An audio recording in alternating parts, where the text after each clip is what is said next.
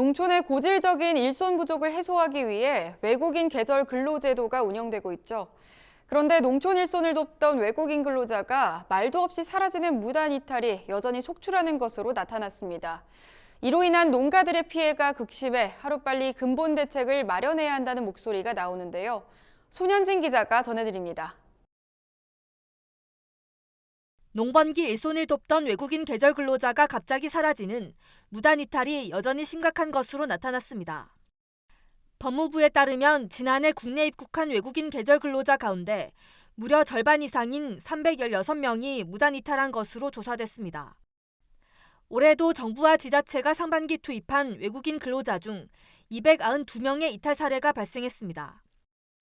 이에 따른 극심한 스트레스와 경제적 손해는 모두 농가가 떠안고 있습니다. 갑자기 둘이 이번 주에 도망가고 또 한 일주일 후에 도망가니까 4명이 없어진 거예요. 사람을 당장 얻으려니 못 얻잖아요. 그러니까 오이는 막 큰데 매일 아침에 따고 그걸 오에 포장해서 서울에 올려보내야 되는데 상황이 이렇자 정부는 올 들어 귀국보증금 예치제도를 시행했습니다. 외국인 근로자가 입국하기 전 자국에 보증금을 예치하게 하고 무단 이탈이 발생하면 이를 농가에 지급하는 겁니다. 하지만 현장에선 별다른 효과가 없다는 반응이 나옵니다. 보증금을 냈기 때문에 본인들이 이탈을 해도 약간 면죄부라 어느 정도 합리화를 시킬 수 있는 그런 게 있기 때문에 오히려 더 쉽게 생각한다고 저희는 생각하고 있어요. 여기 와서 한 달 일해서 번 돈으로 충분히 충당이 가능하기 때문에 외국인 근로자 이탈이 끊이지 않는 원인으로는 사설 인력업체가 개입하는 인력 공급 구조가 지목됩니다.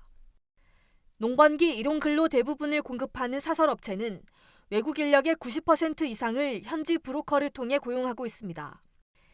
이렇게 조달한 근로자 중에선 높은 현지 브로커 비용으로 이미 많은 빚을 지고 있는 경우가 많습니다.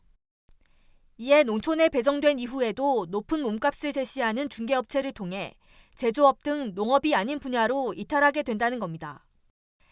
외국인 근로자의 무더기 탈주를 막기 위해선 서둘러 대책을 보완해야 한다는 목소리가 높아지고 있습니다. 신분이 보장된 결혼 이민자 가족이나 유학생을 활용하는 방안이 대안으로 제시됩니다.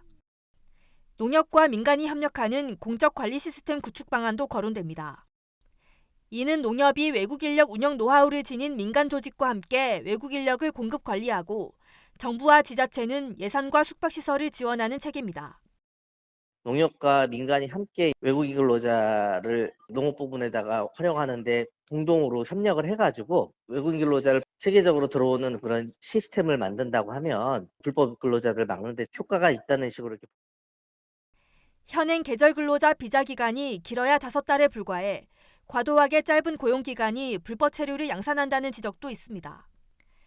이에 전문가들은 계절 근로 제도를 확립한 호주와 캐나다 등 선진 국가들처럼 계절 근로 비자 기간을 8에서 9개월로 늘릴 필요가 있다고 조언했습니다. NBS 손현진입니다.